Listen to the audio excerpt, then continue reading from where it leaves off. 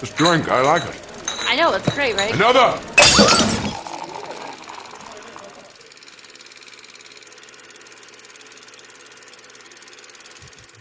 What is going on, everybody? Welcome to a brand new episode of Film on Tap. This is the first episode that we're going to be putting on our brand spanking new YouTube channel. So if you're watching it on YouTube, on the new channel, thank you for watching. Make sure you subscribe so you don't miss a single episode of the show. Plenty more episodes going to be uploaded to this channel.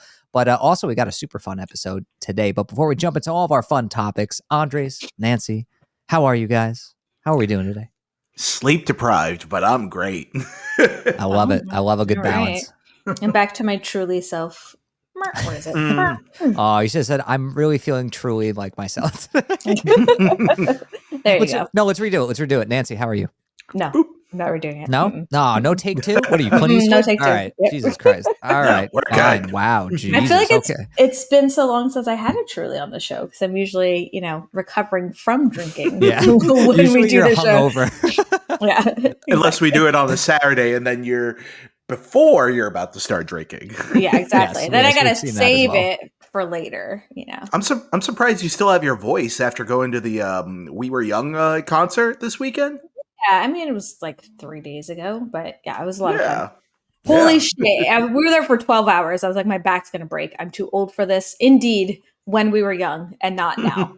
We are not young. Yeah, I can't imagine. Just thinking about that makes my body hurt, and I don't like that. Actually, the guitarist for Cobra Starship, Oh my God. Cobra Starship. Wow. Yeah, That blew takes me out back. his knee. He blew out his knee during the Nice. set from just Nice. jumping around normally. It was Well, like, really lives up to the name.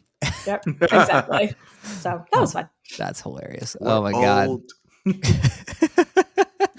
Well, speaking of old, except not really, because Tom Holland's super young. So let's talk about. Yep.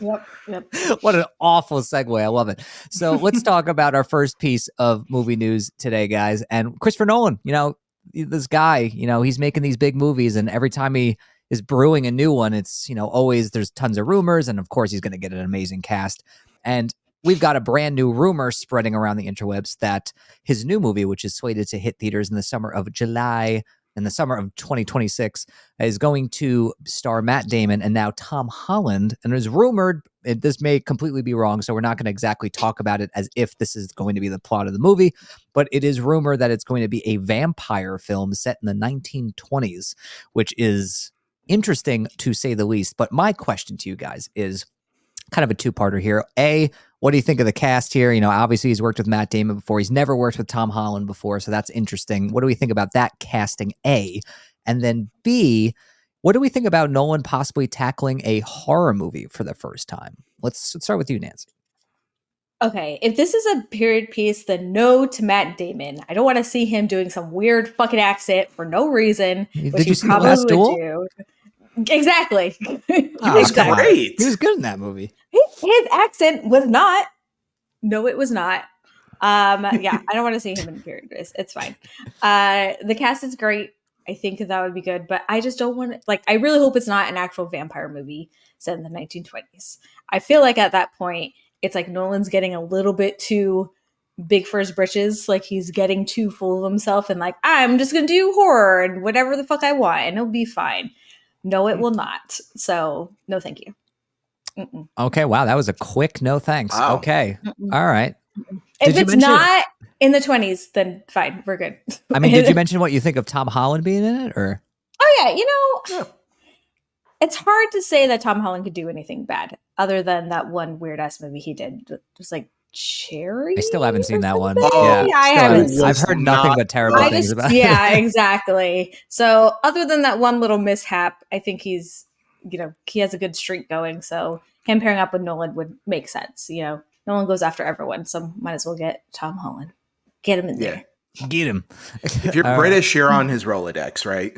Yeah, I'm honestly shocked he hasn't worked with Tom Holland yet. But what do you think? He's a Andres? little baby. He's a little He baby hasn't- boy. he hasn't Wait, gotten did you guys beautiful. did you guys see that picture? I think of from Cherry, where they're supposed to make him look old, and he's got this mustache, and he's smiling. I was like, "What is this movie?" Yeah. I was like, "This does not make me want to see the movie at all." Instead, it just looks like he just hit puberty. And that it looks like someone put like one of those old age filters from like Face App on him. Oh, Like that's yeah. that's what happened. And that's the thing, is that's not even the weirdest thing that's in the movie either. So Oh boy. whenever you see it, God, there is one shot in there where you're like, oh man, why did they decide to do this? I think I know what shot you're talking about. I think I remember them talking about it. I still haven't seen the movie, but I know about that scene. Yeah. But I mean, as far as Nolan making a horror movie, that really excites me because if any of you have seen Insomnia from 2002, the performance that he was able to pull out of Robin Williams is terrifying. And He directed that? yeah. Yeah. Oh, it's fine. Yeah, I'm with Oh, Nancy. I The really movie's like fine. That's like probably my least favorite Nolan movie after Following, I guess. Yeah, it's not, Oh, it's not fuck. great. I mean, Robin Williams, good acting. Yeah, but he was it's great. not- Yeah, he was great in it. Well, that's the thing, is that, like, depending on what the story is, it has potential. But I just love the fact that Nolan just pulled a mic drop, and basically Warner Bros. Like, come on back, we're all different here, and he's like, nope, I'll take that $7 million paycheck that you guys just gave me, and I'll just go over to Universal from now on. So Yeah, I love that little mic drop. drop on that. But in terms of it being set in the 1920s. I don't know if we're going to get a little bit of taste fatigue with Ryan Coogler's movies with Sinners coming out next year. So, like, honestly, it might just be two back-to-back movies that might tire the audience a little bit. But knowing Nolan and knowing that every single one of his projects that they have announced, where it's like, oh, you're going to make a 3-hour movie about Dr. Oppenheimer, and how is it supposed to be a blockbuster movie? And yet he freaking did it. So I'm cautiously optimistic. If we get a 2.5-hour horror movie, I'm gonna fucking rage. Like, we don't need I would be down two for and it if a it's from half Nolan. hour, almost 3. No. You think I wanted a 3-hour movie about Oppenheimer? No, but I fucking loved every second of it. So, it's okay. We're all accustomed to long run times. Yeah, at this point, yeah. But yeah, I'm in my mind, I'm like disregarding the whole plot line because I have a feeling that's not what it's actually going to be about. I think this is just like rumor mill shit. But like, I'm just more so latched onto the idea of him doing a horror movie, which I feel like he could do. And I feel like it'd be very cool to see him tackle a genre he hasn't played in with him before.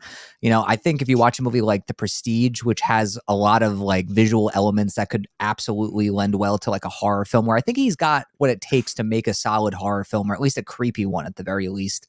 And I would love to see him play around in that genre. And also Matt Damon and Tom Holland, fuck yeah. And I'm sure he's going to get a huge amount of talent to star in this movie. I'm sure this is just the tip of the iceberg in terms of what the cast is going to be for this one. I mean, Universal will probably give him a blank check for this one. It's like, I don't even care what the movie's about. It's going to make fucking $1 billion. You can make it about anything you want. Just, make it with us. To have a movie that was an R-rated biopic open up against Barbie and actually tie neck and neck with it in the box office, there's something to be said about that. So, not anyone could pull that off. Do we get Josh Hartnett back in a horror movie? I feel like he definitely likes Josh Hartnett, and I'm all for it. Let's bring him back. Hartnett is killing it lately. Let's go. I think Hartnett definitely should come back, but the question is I mean, he hasn't announced anything as of recently yet, and I'm wondering if he's tied up with something that has not been announced yet. I don't know. Maybe he's taking a little break. I don't know. We'll see. I don't know, but also I'd love to see Nolan reunite with Joseph Gordon-Levitt again. I'd love to see some more team ups. I feel like Joseph Gordon-Levitt's also having a bit of a comeback lately, so like I would love to see him hop aboard another Nolan movie. I feel like that'd be great. Yeah, his Italian thriller is apparently really good. So yeah, I can't wait to see that one. His what? Oh, sorry, not Italian. The Greek. The what? He has this Greek thriller coming out on Amazon in about a month, I think. So didn't it come out the whatever one that was like where he was investigating some fucking murder or something? Yeah, I think that came out already. Oh, okay. Well, there you go. I've been under a rock, guys. Yeah, apparently that one's doing well on Amazon. Yeah, it didn't look very good, but maybe it's not bad. Sorry, I don't know. It's my I like everything it. froze. My everything Is froze. Tom frozen now? No, I'm No, here. Am no, I I see. frozen? No. No, I think we're all just falling in love. Okay. No, I definitely. You guys were cutting in and out, so I was like, sure, Yeah, good. sure. Yeah. I've done that so many Sounds times where great. I can't hear either of you, and I'm just like, Mhm. where my eyes are a Magic little of too wide. editing. Oh my god! But yeah, I'll so I assume think what you guys said was great. yeah, it was phenomenal. It was really poignant stuff. Yeah. So yeah, so I think we're all like definitely optimistic about another Nolan project, but I guess Nancy's a little bit harder on the casting. That's fine. Like, I guess listen, if it's a period piece, yeah, I also don't want it to be where it's like Scorsese, where he's like, I'm just gonna do whatever the fuck I want, and it's like sometimes restraints are nice. Sometimes having a little boundaries actually make you think and like make a good movie, not just throwing in whatever the fuck you want for like 3.5 hours. So I just don't want it to go down that route, you know. Yeah, no, I'm Yeah. with you. I'm with you on that one. Absolutely agree. But speaking of horror, pivoting to our first trailer of the day, we actually have a good segue now. We have our second trailer for Wolfman, the new horror film coming to us from director Leigh Whannell, which is his reimagining of the Wolfman character, the Universal monster.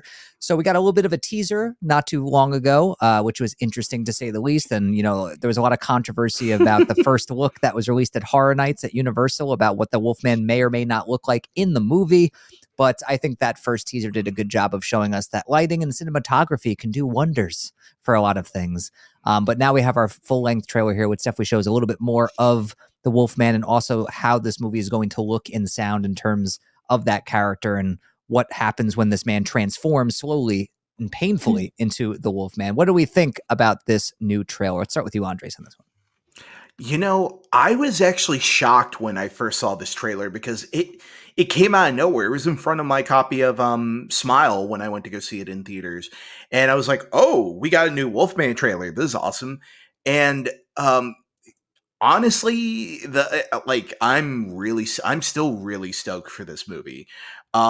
It's definitely in a little more of a different direction than I thought it was going to be originally, but hearing Leigh Whannell's his comments and his thoughts on the process they had, where this movie instead of it being about like a family abuse or something like that, as I thought it was going to go down the road, just the way that he did with Invisible Man, he's saying that his primary inspiration for writing this movie was COVID.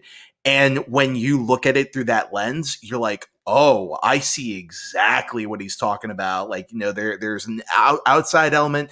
They're holed up in a cabin in the middle of nowhere. And, you know, is the dad infected? Is he not infected? So that pretty much gets me really excited about his interpretation. And also with the design of the Wolfman, it kind of looks like, yeah, that is the design that we're getting. But like you said, Tom, it looks so much better under the right lighting in the shadows. And then just also, we haven't even seen the full design of what Christopher Abbott's going to look like when he transforms either, because everything that we've seen so far is the outside, whoever the stranger is that gets him infected originally. So, you know, that one might look a little different, whereas, you know, maybe we might get a little more of a Wolfman-y type of design for this. But honestly, I'm super stoked for this. It feels like we're about to get two back-to-back movies in the horror genre. We're about to get Nosferatu in December, and then we're getting the Wolfman in 2 weeks. So honestly, I'm so freaking stoked. Nancy, are you on the same train? Are you headed to the same destination? Yeah, no, this trailer I think was done so well. The first opening shot when they're in the car, I didn't know it was the trailer for that, and I was like, "Oh shit, what the fuck is happening?" And then the fact that she like opens the door and falls, I was like, "Oh, she's dead," and like, "Oh no, now she's extra dead." So there's like so much happening in that trailer, and I think it's great. And I think I actually like the design of the Wolfman. I think it doesn't sound weird, but it kind of reminds me of a combo of the werewolf in Ginger Snaps mixed with a little bit from Lupin and Harry Potter, just to like the very lanky, like lichen kind of look to it. I think it's really good. And also, what's interesting is that he's not transforming within like a small period of time. It looks like it's going very slow. So I think that also plays into like, oh man, this is really gross and looks painful. And so I think by having that design, it plays into that even more. So yeah, I'm more excited for this than I was when I saw the teaser trailer. Yeah, I enjoyed the teaser trailer, but I loved what I was seeing here. I mean, I just think Leigh Whannell is just such an underrated director, and I don't know why people are underestimating him in the horror genre. A and B, why wouldn't you trust him with the Universal monster after the way he reimagined Invisible Man, which was genius, frankly, and I thought that movie was so fucking good. So I think to tell the story through the lens of like a slow acting like infection, I think was a really cool move. And seeing this happen slowly and painfully as his like family becomes more and more horrified by what he's becoming. And I love what they're doing with the audio too, of like as he's slowly becoming this wolf man, like he can understand human language less and less. And I love how they're like, I love how they're showing that. I'm like, that's so cool. I've never seen that like in a Wolfman movie before. I think that's such a cool idea. And I think Leigh Whannell in a recent interview, he said, you know, we are doing so much with the sound design of this movie to make it so unique and so different compared to other takes on the character. So I'm so excited to see what he does like that. I think that's just a small taste. So I think like being able to see what it's like to transform into this thing from like his point of view, I think is going to be really, really cool, which I think we haven't really like gotten in this way in a Wolfman movie before. So I'm super excited about that. And there's some really cool, well executed shots, like that windshield wiper shot. Like I love that. That was fantastic. I was like, that's great. I love that. I can't wait to see that in the theater. And in terms of the design, you know, like Andres touched on, like, I really do think lighting and cinematography is gigantic. You know, like what we saw in that look at Horror Night, it's like the equivalent of like seeing the same thing in like Kohl's lighting, you know, like in a clothing store. Like, yeah, you can put any great design of a character, you know, in that store. It's still going to look like shit. It's going to look like some Halloween costume, but you get a good cinematographer, you get some, you know, really just good lighting involved here. Like it's going to look so much better. And it does here. And I like that we're still not seeing the full look just yet. And we don't even know, this could be the one that actually infects Christopher Abbott, and that's what's in there. And we don't even see what he's going to become until like the end of the movie. So we don't know. But I'm really excited for this one. I'm amped. Like as soon as I heard he was tackling Wolfman, I was so excited because Wolfman's my favorite Universal monster. And to see it reimagined like this is going to be so cool. So I'm so amped that I like, you know, a lot of people say, you know, it's January. I'm like, we've gotten some good movies in January. Fuck off. Invisible Man we got in January. Invisible Man, pretty sure we got Split in January as well. So like, do you feel like this is like, fuck you, I can do it, considering Invisible Man was in January too? He's like, I can make a good I think January has slowly become like a good place to put horror. You know, like where I feel like there are some really good ones that have come out. It's become a great month to release creature features. It really started with Cloverfield really becoming a big box office thing. And then people were like, wait a minute, you release a great movie in January and it'll do gangbusters all month. It's like, yeah, when you put crap all over the place in January, I mean, and you put one really good movie, the audience will keep going. And that's exactly what happened with Wonka earlier this year too. There was nothing to watch, and it just kept succeeding. So there you go. Well, yeah, I mean, January is a wasteland in terms of like big releases. So why not release something that's like actually good, where it'll catch on, and then you have all these weeks where it can just keep making money. It's an easy call. But I'm excited for it. And speaking of horror, got another big one coming. I think this one's coming out in February, so we don't have to wait long for Osgood Perkins' next movie. The director of Longlegs, we got his Stephen King adaptation. It's an adaptation of his short story called The Monkey, which apparently is about, I think, was it about this monkey that like, if you like, don't like someone or something, wind it up, you like wind it up and you can like control it and like murder people, but like it causes their murder somehow, some way. Is this a remake? Because I swear I've seen that cover.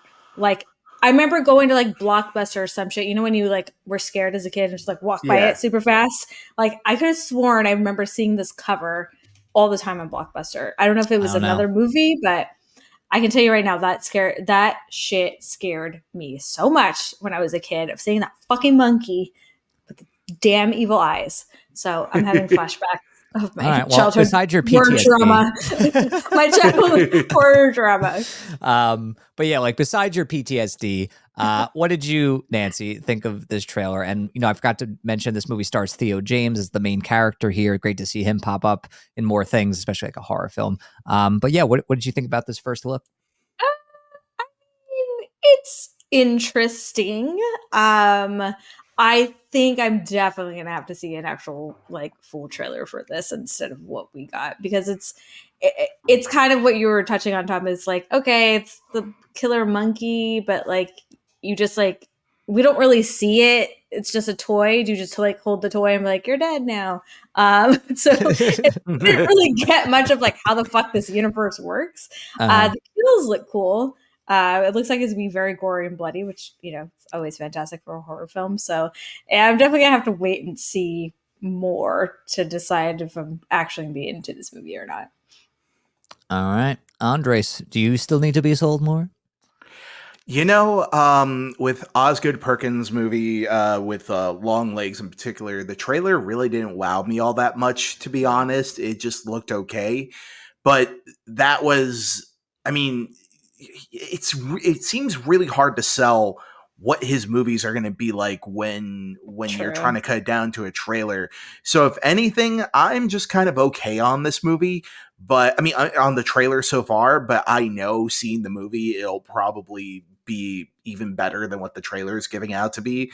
And also the trailer can be very deceptive, but honestly, so far, I really like everything of where it's going and everything of the atmosphere, and just also just, James Wan is also producing it as well. So I think that's a really great start so far.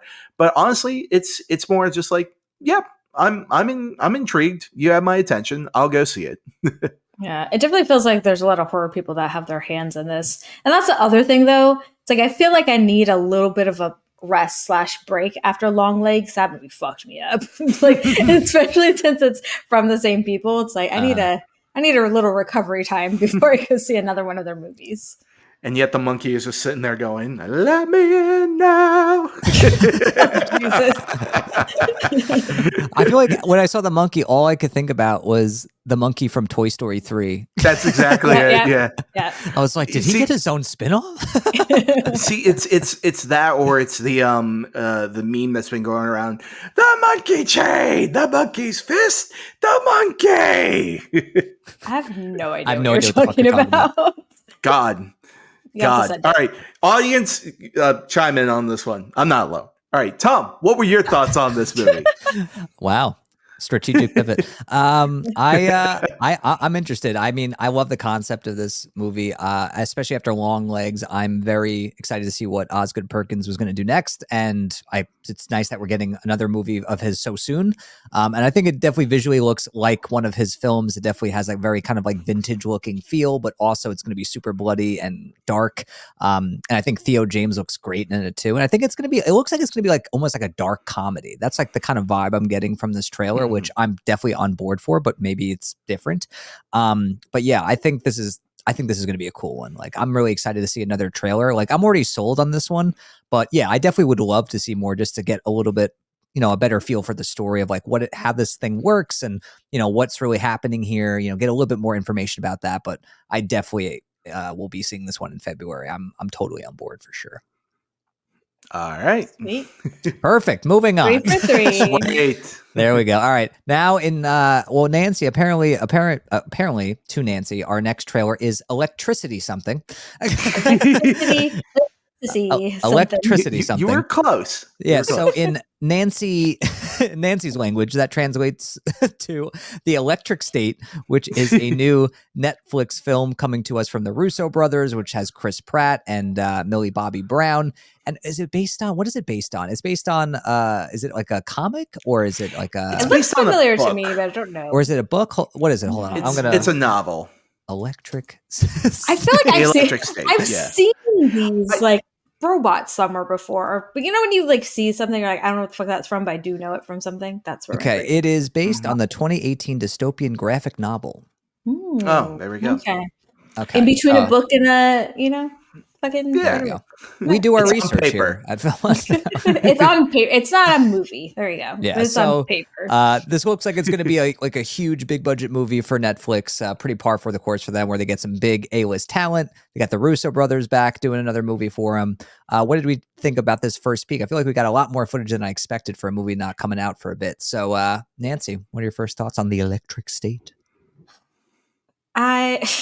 Wow. If a look could say 1,000 words. This is Jesus. just like giving me oh god, what was that movie that just bombed is awful? That out something. Oh my god, my brain's not working. With fucking Jack Black. It was not good. Oh, Borderlands? Borderlands. I don't know why this is giving me that vibes. And like, why is Chris Pratt dressed as like a bargain bin Han Solo? It doesn't look good. It doesn't like. I don't understand what we're doing here, Chris Pratt. And Millie Bobby Brown, sure, we haven't seen her in a while, so I don't know how she's gonna do. I don't know. This just like doesn't look great to me. I feel like maybe I might have to see this in good faith because it's the Russo brothers. But other than that, if it weren't connected to them, I feel like this looks fine. It doesn't look something I'm gonna want to like. I feel like that's Nancy's. I feel like that should be your catchphrase that you put on a shirt. It's fine. It's fine. It takes a lot for me to like hate something, so fine is like my baseline. It also takes a lot for me to really like something, so you know. All right. Well, there you you go. heard it here. It's fine. Andre? Yeah. See, with this movie in particular, there was I remember being over at Comic-Con with what's called with Marcus and McFeely, who wrote Avengers Endgame and Avengers Infinity War, and being at the panel, and they had started showing some of the concept art for this movie. And this is back when Andy Muschietti was attached to direct it before he was on Flash. And I remember being so excited by seeing some of those images and seeing some of the concept art and being like, oh shit, when this comes out, I can't wait to see it. And then now that we finally got it in live action and knowing it's the Russos and knowing it's Millie Bobby Brown and Chris Pratt, it just looks so fucking safe. It looks so boring now. Like the wind was completely caught out of my sails on this one, and I was just like, okay. It just looks so utterly forgettable now, and that's not where I was coming from originally, and now I'm just like, yeah. Sorry, and the fact I'm still recovering. The wind was caught out of my sails. Caught out of my sails. Honestly, Andre's never changed the way you take these phrases and just like make them your own. I love it. This is what happens when you grow up bilingual as fuck. Yeah, exactly. Yeah. I was gonna say, oh my you God. know, I feel like I was more emotionally invested when like the robots were having their moments rather than the actual human actors, which is obviously not fucking good. So yeah, not a good thing. unless it's intended to be that, but even still at the same time, I don't think it is. That's the problem. No, and here's the thing is that they were very careful in this trailer to be like the directors of Captain America Winter Soldier, Civil War, Endgame, and Infinity War, and I'm like, yeah, what about Cherry? What about the Gray Man? The Gray Man? And I'm like, yeah. And then once you really start getting down into it, I mean, like, I don't honestly, I don't think the Russos are great without Kevin Feige, and that is very prevalent in all the things that they've done on their own. So, you know, I know that's probably a hot take, but man, I was just like, yeah, oh God. All right, now this looks like just another Netflix original. Yeah, it looks like another overly expensive, nice looking, super forgettable Netflix movie with a pretty solid cast. Like a lot, it looks like a Netflix movie, you know, like most of them, which, you know, they have these high profile actors, they have gargantuan budgets, and, you know, like you're like, all right, maybe it'll be worth a watch on like a Friday or Saturday. And then you just immediately forget about it. That's what this looks like. I mean, the special effects look fantastic. It definitely looks big in scope, but of course it has that muted Russo's color palette that they'll never abandon. Like all of their movies just look so like just devoid of color. They love that for some reason. But yeah, it's just Chris Pratt and Millie Bobby Brown. They don't really look like they have much chemistry. That I'm not really invested in their story, at least not in this trailer. But the robots look cool, so yeah. They're gonna be doing all the heavy lifting with literally all the and metaphorically. Yeah. And how much do you want to bet that this movie will be like 2 hours and 45 minutes? Like it feels like it's gonna be a fucking. I'm saying at movie. least 2.5 hours. I'm saying at least. For sure. Yeah. The Russos and Marcus and Ophelia, they don't like cutting. And especially when you got Netflix, though, it's like, here, do what you want. Do what you want, and we'll spend $200 million on your movie that will never go to Netflix, that will never go to theaters, which is yeah, because they wipe their butts with that money. They're like, I don't fucking care. We can waste it. Do what you want. Well, hopefully they had fun. Hopefully we do too, but probably not. But I might be seeing Sinners that opening weekend, so there you go. Yeah, there you go. Yeah, Sinners looks better.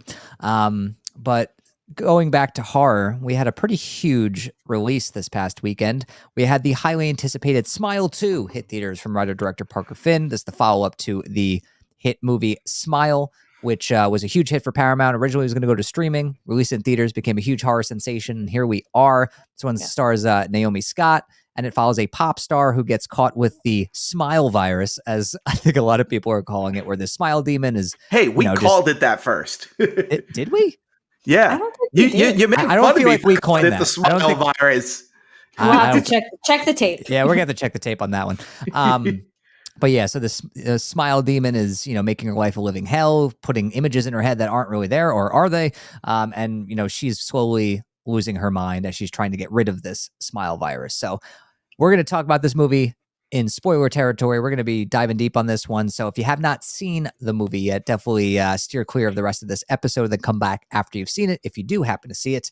But yes, spoiler warning right here. We're going to talk about our general thoughts though first, and then we'll dive into some spoilers. So starting things off, guys, what did you think of the first movie? Were you excited for this one? And then just your general thoughts about the sequel. So let's start with Nancy. Hold on. Before we talk about this, I gotta go do something super quick. So let Andres know. I'll be back in 5 seconds.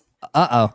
All right. So I guess I'll go first. All right. I guess you're going first. Yeah.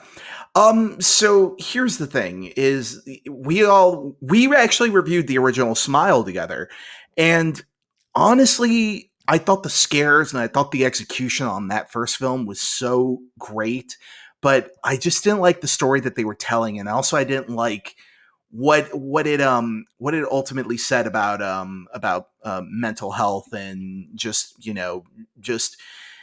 it wasn't my bag, but it wasn't my bag for other reasons. And the thing is that with you could see the potential for Parker Finn going forward. And I was like, yeah, I would absolutely love to see a sequel.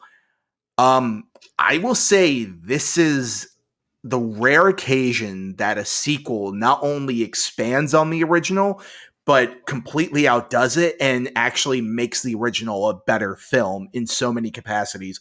I mean, the scares, the thrills, all the gore, they're all just sold so incredibly well. And honestly, this movie would have fallen apart had it not been for Naomi Scott. And I think she carried this movie to a T. And this movie is a really fantastic horror movie to go see in theaters. And I absolutely recommended it. And I really enjoyed it. So there you go. All right. Nancy, she's back. Yeah. Right.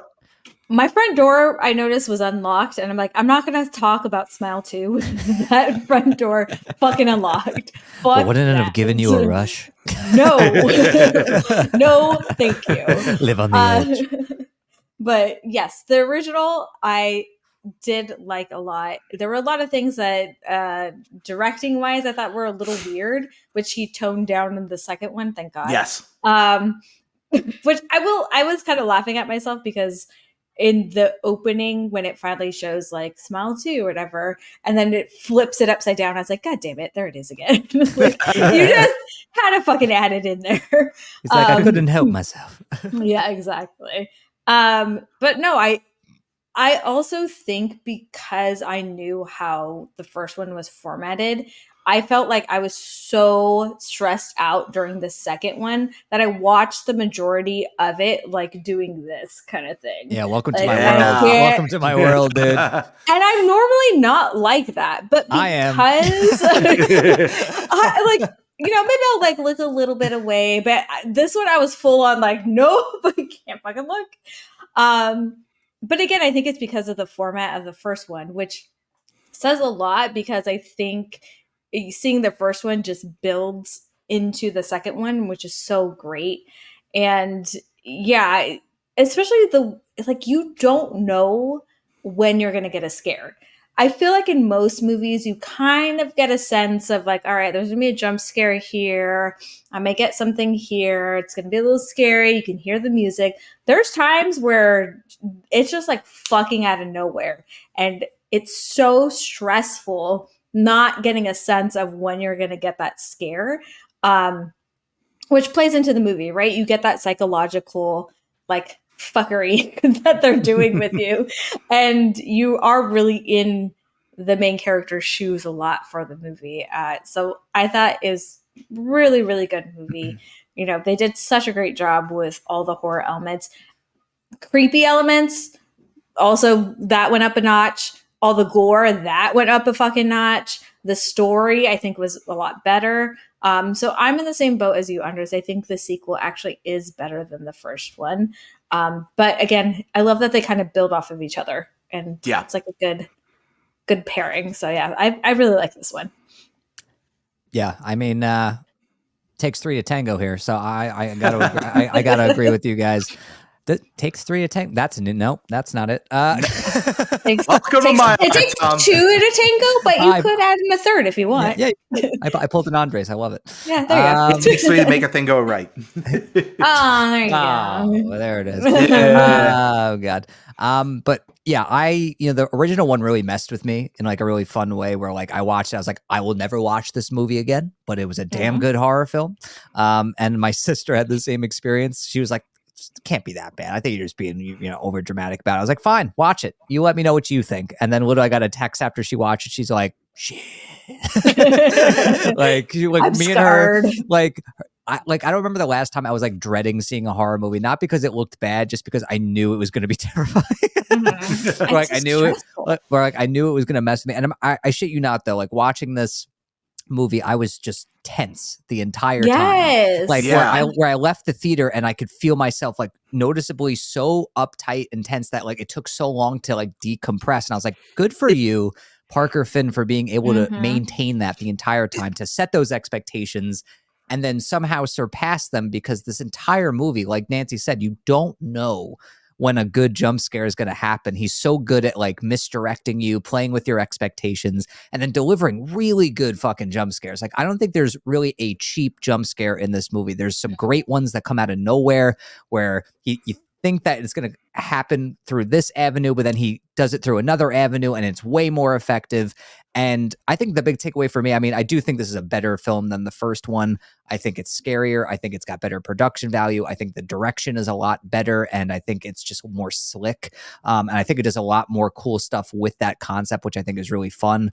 But I think the main takeaway for me is, holy shit, Naomi Scott. Where I don't think it's hyperbole or grandiose to say that I think this is one of the best horror performances we've gotten since Toni Collette in Hereditary, 100% in my mind. Where I will absolutely agree with that. I'm sorry, but this movie does not work nearly as well if she's not in it, delivering like the performance of a lifetime. And it's incredible. And I after watching the movie, I was like, I've seen her before, but where? And I was like, you were fucking Jasmine in Aladdin? Yeah. We had talked about this. Because I don't remember. I was like, are you kidding me? I'm like, this is the same actress? Oh my god. And I was like, holy crap. Craig told me that, and he's like, that was the girl that played Jasmine. I was like, but she's so white. What happened? I was like, that's Jasmine? But way better. Jasmine, and also she was in Power Rangers and in Charlie's Angels. Like, what's she in Power Rangers? She was Kim, who is the Pink Ranger. The lead. Oh yeah, no. Forgettable. But Sorry. talk about an underutilized talent. Holy Yeah. shit. This is better. Oh my God. She needs to do more shit like this. Oh, Yeah. That's like, and not only the performance, but she did all the singing, the choreography. Like, apparently she has a background in that. Like, holy all the shit. drinking. All the Well, chugging yeah, she oh my Oh my God. god, she was trained definitely for. a sorority girl at some point because holy shit, Oh, how like every single time that she chugged a bottle of water, it was like you could just feel the audience just going, "Oh my god, she's really doing that." What if she trained for that though? What if they were like, "We need you to chug She a might glass have. of water," She like might have. no one has ever before? She's like, "I got this," Yeah, just she might have. trained. Yeah, no. That Apparently would be Parker. amazing. Yeah, no. Apparently Parker Finn had said that he wanted to do that as a character quirk that would eventually pay off later on down the line, as we see later on. But that apparently Naomi Scott not only chugged like one bottle per take, but they did like 6 or 7 different takes for each individual shot, and she was doing that all day. And I'm like, how does that compute? Like, Yeah. oh my How goodness. many So bathroom breaks did she need? so many, but I'm honestly, sure. I give her full kudos for being able to pull that off and being able to sell it nearly as well. Yeah. Yeah. I mean, I think we can all agree. Like, we both, we all love the movie, it seems. So, talking specifics now, jumping into some spoiler territory. What were some of the things like we really dug about this sequel? I mean, the first thing that comes to mind to me is what an opening scene. Holy shit. Oh shit. Like you could tell that this, that Parker Finn was operating on an entirely different level in this movie, just from this opening scene, which is shot to look like a wonder. It looked like a legitimate wonder, but there might be some hidden cuts in there somewhere, but it looked incredible. And what a way to open the fucking movie. And also like tie in nicely to the first film and move on and, just tell its own unique story. Just that's how you start a horror movie. And that's how you showed up to play. And yeah, we got a bigger budget. We got some more toys to play with, and I'm gonna use them. Like I love it. Oh yeah, and the thing is that what I really appreciate about this movie in particular is that all the jump scares were not in the trailer, and they saved it for the actual movie, except for one, which there's like 1 or 2, yeah, but yeah. But like we all complained about the moment in the first movie where the head pops up over in the side, and we're like, they should have saved that for the movie. They shouldn't have put that in the trailer, but. Yeah, every single great surprise is in this movie, and they only spoiled what happens in the very beginning. But I think that was okay. But yeah, no, I loved that opening scene with Kyle's character from the original. Yeah. Just them opening up on his face, and it's like 6 days later, and you're like, oh shit, he is about to lose his mind at this point now, and just knowing the fact that he was just like, there's no way I'm going to be cured of this. I might as well just go out with a bang and give it and pass this curse on to someone who truly deserves it. Found shitty people who he can pass it on to. But it didn't work. But it didn't work. But he fucked up because he killed him. I love that scene because he's like, no, you can't die. He's like, fuck. And then like, you have that extra person who's like, I didn't know someone was here. And you could tell he's like, fuck yes. But actually, on the same side, I feel like he was kind of felt guilty of just like, shit, I didn't know someone else was here. Now you're going to have to deal with this. But on the flip side, now I'm not dead. So that's cool. But then he was dead. So I like that. But he also died very, very brutally too. Yeah, I mean, like when that car comes out. Yeah, but that's what I love about it is like, you have this back and forth of like, okay, it's going to go to this shitty person. Then like, fuck, it's going to this other person. I feel bad. But like, also, yes, I'm going to be alive. But then also 5 seconds later, you die gruesomely and your foot is in the middle of the road and your guts and it's gross. So, yes. Smile.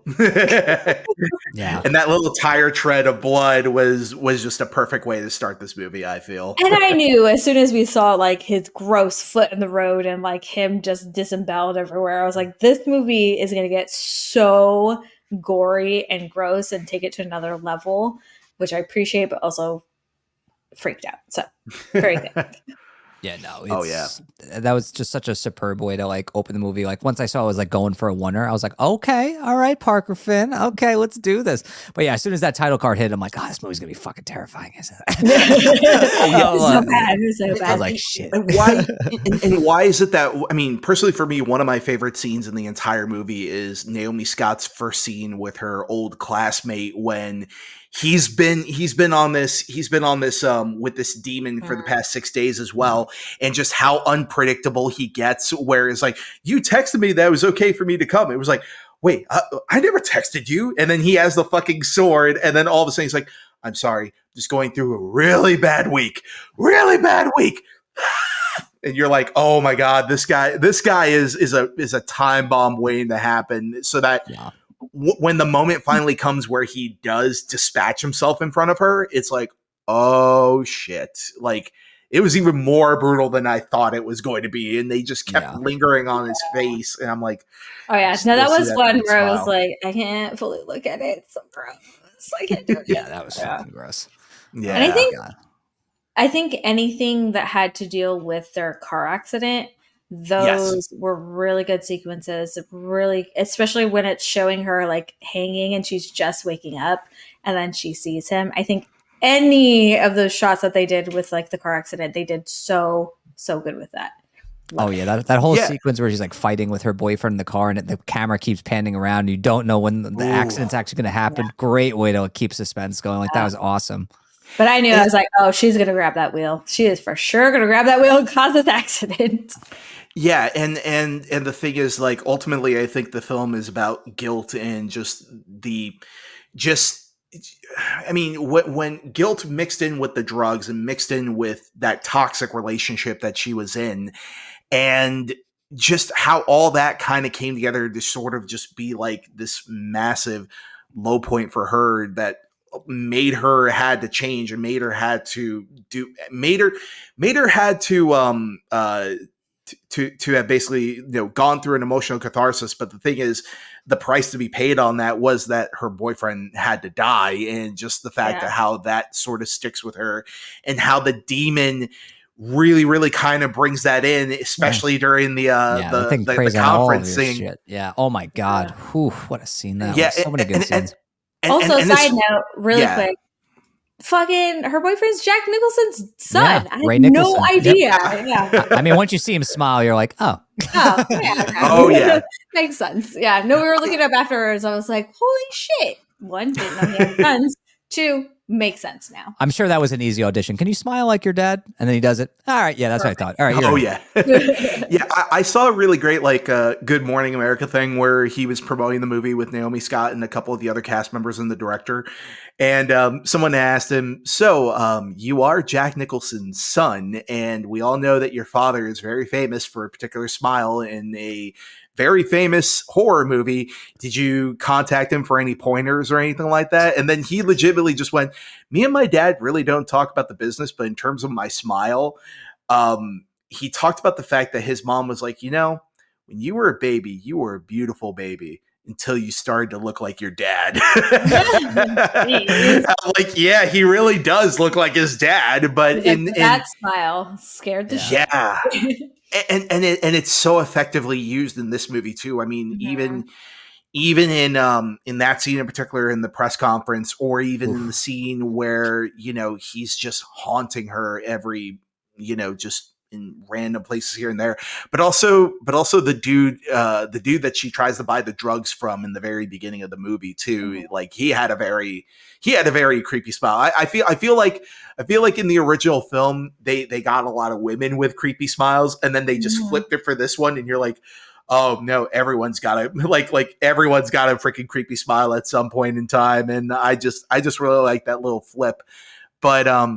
But real quick, the other thing I really wanted to emphasize a little bit was her best friend. Like, honestly, all the way up into the third act, I was like, that is a true friend. That is an amazing friend. And then when we get to the finale, oh God. Yeah.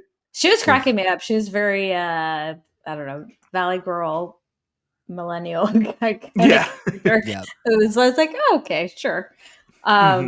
But kind of going back to that one scene, it scared the shit out of me when he went to go grab her, and then I was like, oh my god, she just like yeeted that old lady across the room into the table. That was I nuts. was like, oh my god, she might be dead.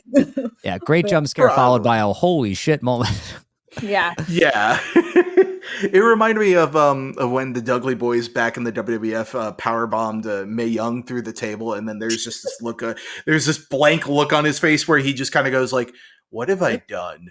I was like, that's all I thought of when I saw that scene, where it's like, I just put an old woman through a table. My career is not gonna survive this tonight. Yeah. And you get that like very awkward buildup of like the teleprompter goes out. When it goes out, we don't really know, but it goes out and she just starts like spitballing what's coming to her mind, and it's so fucking awkward and horrible. And then her lipstick is off. Yeah. Okay, and that pissed me off. I was like, old lady, you didn't even bother to say like, hey, you got a little something right here. You didn't, I was like, what the fuck? Lady etiquette, what happened? Yeah, there would have been at least a PA there somewhere with like a towel, because like having been behind the scenes of certain things of like press conferences and all this sort of stuff, not even for like a famous star, just for like a podium presenter, like there's certain things that they do make sure it doesn't happen, which I was kind of like, all right, I'll buy into the logic for this movie. Or as like, a decent person, like if you guys saw me with fucking lipstick smeared on my face, you would just look at me and be like, I'd be like, yeah, looking good, pal. Go get him. If we woke up and chose chaos, maybe we wouldn't say anything. Yeah. A little bit. I was gonna say, I will say I don't know if I'd say my favorite jump scare, because it scared the shit out of me. I was already about to ask you guys what your favorite jump scare was. The best one, I think, for me, that caught me completely off guard was when she was doing dress rehearsal for her concert. Oh my god, singing. That one scared the shit out of me. And my dumbass was like, oh, I kind of like this song. Yeah, and I was like, oh, motherfucker. Yeah. They lure you in with kind of a bop. Yes. Out of nowhere. Yeah. So good. And I love how he shows up out of nowhere and he's like wearing like glasses. And I'm like, fuck you. Oh, yeah. But like, that's a great jump scare. That was like, that was great. So good. Or like it's not even a jump scare, but when she's rehearsing, and then all of a sudden she does like this thing where she's really stiff and like they're like flipping her over, and I'm like, oh, I thought that was cool. No. I was like, that's impressive, but I was like, oh my god, they're gonna drop her on her head. Someone's gonna drop her or something like that. Like it was a misdirected jump scare for me. But probably my favorite one was when she's looking at the video footage. Yeah, that was a great her misdirect. Drug dealer sent up, and then all of a sudden it was like, what's going on? And I'm like, oh my god, that is. Yeah, no, that entire sequence. That was what I was literally like this. That entire sequence, and then even just hearing him scream "Sky," I was like, "Fuck!" Yeah. I was just like, oh my man. Sweet Jesus. Yeah, but probably one of the other really effective scare moments in the movie for me was the stalker sequence. Oh, that was a good one. Oh my god. Oh, that was some like good ones. Creepy. That reminded me. Yeah, like that one where like you just like see the clothes on the floor, and then you just see like him just kind of like stomp off. But what about that whole sequence where like the dancers are in her apartment and they're just like following her and everything? I was like, what a fucking cool scene. Like of literally just like where like they're just like slowly moving like with her, and they were just kind of like, oh, it was so creepy. Even just thinking about it gives me like chills. Like I was like thinking to myself, I'm like, this is such a unique use of this concept, and just like a really cool way to creep you the fuck out and really show how terrifying this smile demon is and how it can really mess with your head. I mean, it's just, I really love how they really showed how not only will it harass you and terrorize you and prey on all of your insecurities and your trauma and guilt and whatnot, but how, like time is different to you. Like you kind of black out where like you don't know you're doing certain things, or like you don't know how you ended up in certain places. You don't know what's real and what's not real. I mean, this movie, more than the first one, really plays with your emotions, because there's so many things that happen where you're like, okay, well, this didn't happen. This is in her imagination, where like you completely feel like she does, where like you have no idea what's real and what's not. But for me, I think the most chilling moment in the entire movie, which I thought was so well done,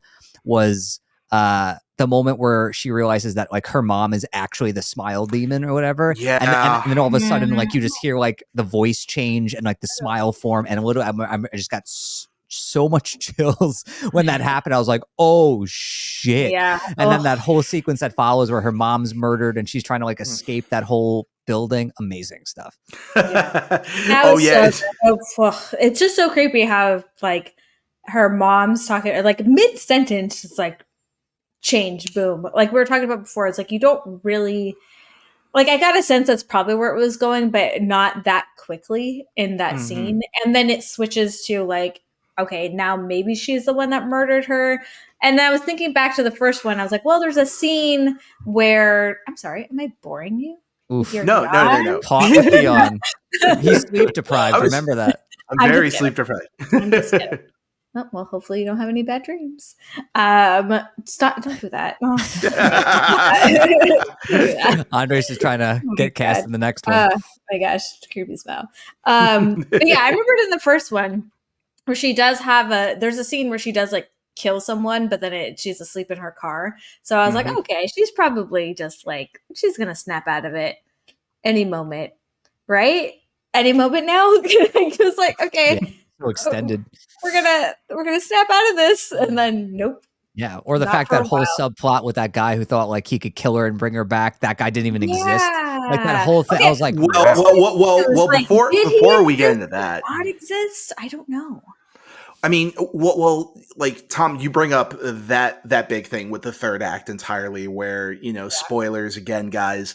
But I don't think we need to say it at this point. No. But if somebody is still around, I mean, that twist that basically says that the entire third act was all in her mind and none of that had happened.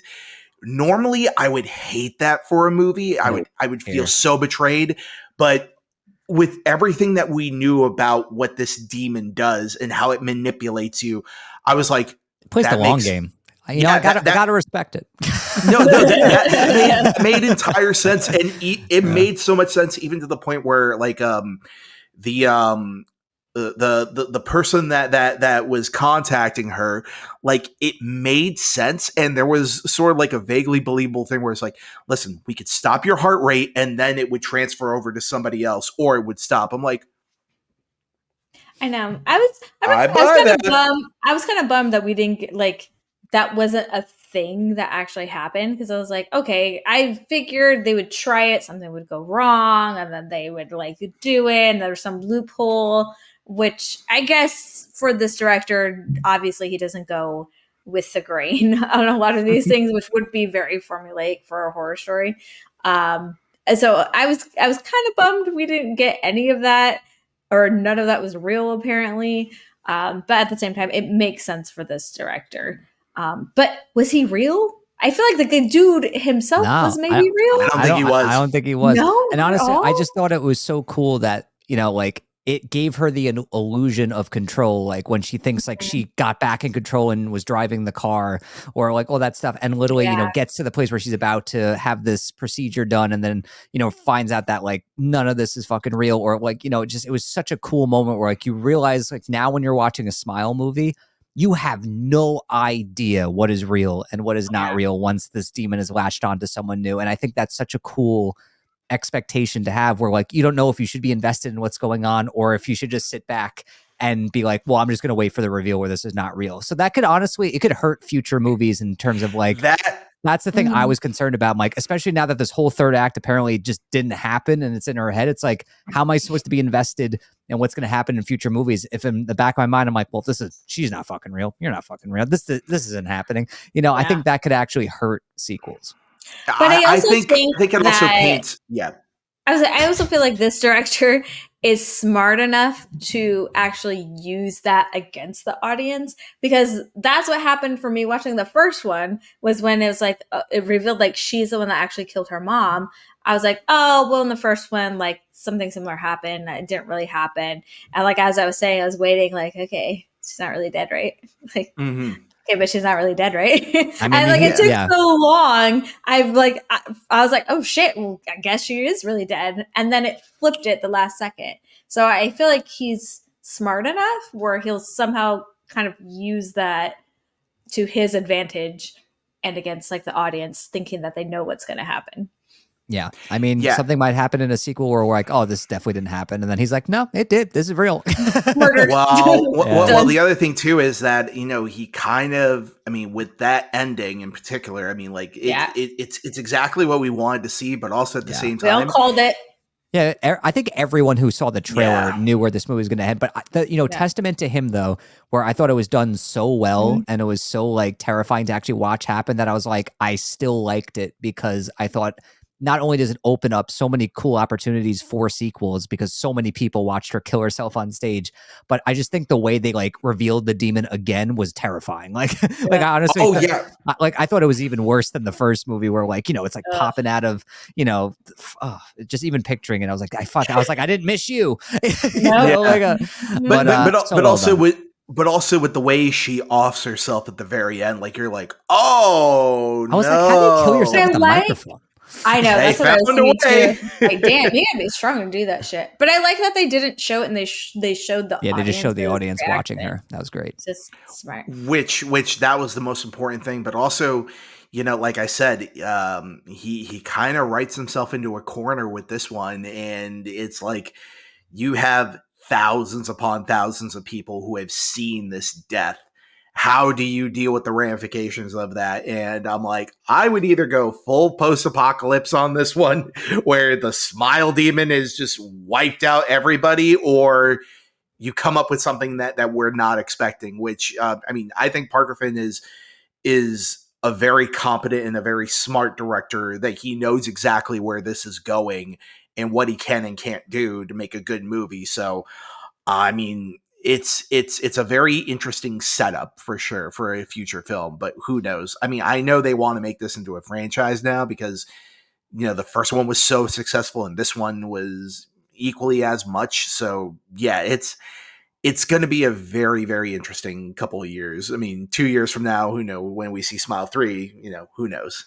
Maybe I'll be like, what was that one movie where it was like an STD ghost or something? It follows. It follows. Where, like they like just touch someone and it like spreads to like someone else or some shit like that. I forget. Oh no, they have sex with each other. It's STD ghosts. Yeah. See? Yeah. Maybe it'll be like that. Sure, that's a good way. But yeah, in just like in terms of like a rating, I guess before we wrap things up, I would say I would give this one. I think I gave it. Yeah, I'm giving this one 4.5 out of 5 for this one. 4.5 pints. I really just shockingly enjoyed it more than the first film in a lot of ways. I think it's a scarier movie. I think it's a better made film. I think it's got better performances and just a better story. And I just think Parker Finn is operating on another level here. And as much as I'd love to see another Smile movie, I would love to see him just direct something else, direct another horror movie, because I think he's got serious chops in the genre. I think he's scaring audiences in ways that a lot of other horror directors just aren't nowadays. And I think he's coming out with some of the best jump scares in the game right now. And I just think he really knows how to work within the genre. So I'd really love to just see him tackle other horror projects and really kind of spread his wings a little bit, because I think this is just a stellar sequel and one that actually makes me excited for another installment. So that's my take. There you go. How about you guys? Nope. Okay. Oh, you pivoted to the. You self-centered bastard. You put it to yourself. You go next. Go ahead. All right, I'll go. Go. Yeah. So honestly, I'm in full agreement with you on this, Tom. Naomi Scott's performance in this absolutely sells us on the terror, and it sells us on the paranoia. And honestly, and the thing too is that the scares are very top notch. The gore is very top notch, but more than everything else, I feel that the scares and the gore feel earned, and they don't betray the audience, and it doesn't take itself, it doesn't call attention to itself in a way where it completely dismantles the movie or makes you question other aspects. But also, I think the writing on this is very strong. I think Parker Finn's screenplay on this is very, very much more honed than it was in the last film. So yeah, absolutely. It's a much better sequel. I gave the original, I think, a 2.5. And this one, I would go as far as to give it a 4 out of 5. And I just really enjoyed the hell out of this movie. And, again, like I said, makes this movie is great on its own, but it's so good it makes the original a little better. I think in terms of I went back and rewatched the original, and I'm like, you know what, I actually kind of do like this. I'm like, no, thank you. No thanks. I have no plans on revisiting either.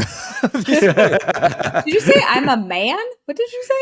No, I said I'm a masochist. I love, or I like. I thought you said I'm a man. I'm a man. I could watch both. Yeah, no, I think I'm actually going to go 4.5. It is very rare that you will find me watching a horror movie and just being so tense and stressed out and like, I don't know if I can get through this movie kind of feeling. Because I love horror movies so much, and it's very rare that I will get that sense of dread watching a movie. And not to mention, my dumbass watched it last night before I went to bed. And the thing is, I have always watched horror movies at night. I've always watched them before I go to bed. I never have movies from horror movies. I did last night. I had like nightmares and bad dreams from the stupid ass movie. And yeah, that was my fault. But again, it's a testament to like how well this is made and how like a horror movie is supposed to scare you. And so it did a really good job of that. So I'm going to go 4.5. I think it just amped up everything from the first movie for the better. All right. You heard it here, folks. Smile 2 is pretty damn friggin' good. So let us know in the comments if you've seen Smile 2, what you think of the movie, what you think of the trailers for The Monkey, Electricity something, The Electric State, Wolfman, and the news of Christopher Nolan's next film. Let us know what you think of all these things in the comment section below. Always want to know your thoughts. And if this is your first time watching the show, make sure to subscribe so you don't miss a single episode of the show. And before we head on out, let's let the people know where they can find us on the interwebs if they dare to follow us. Andres, start us off here, Phil. You can find me on Twitter and Instagram as Galagos. You can also find me on twitch.tv as Galagos209. You can also find me doing retrospective reviews on my buddy Steve Craven's YouTube channel, High Voltage Media. And you can also find me here, and you can also find me competing on Cinemojis relatively soon for a Halloween horror episode. So there you go. That is a lot of fun, guys, and that's where you can find me. All right, Nancy. You can find me at PL_Bandaid on Twitter and Instagram, and you can find me here answering all your comments on our brand new channel. Whoop. And every once in a while on Cinemojis. We'll see. We'll see. And then you guys could find me on Twitter and Instagram at Tom Chattelbash. You can find me on Facebook and YouTube at Chattelbash Reviews. And you can also find me on Letterboxd at T Chattelbash if you want to see my diary entries that are somehow reviews, I guess. So you can follow me on there. And of course, you can find me here on the Film on Tap podcast. But thank you for watching this brand new episode of the show, whether you listen to it or watch this episode. Thank you for doing it. Thank you for supporting the show. Don't fucking do that. Jesus Christ. Is he smiling again? Like, yes. It is, in fact, creepy. Stop it. I'm in an apartment by myself in the dark. Knock it off. But Nancy, your door's locked. Oh, my God. Against the demon. Now that's the way to end the show right there. But yeah. Christ. On that note, thank you guys for watching a brand new episode of Film on Tap, where we've got the tap that never runs out. We'll see you next time, guys. Bye. Bye.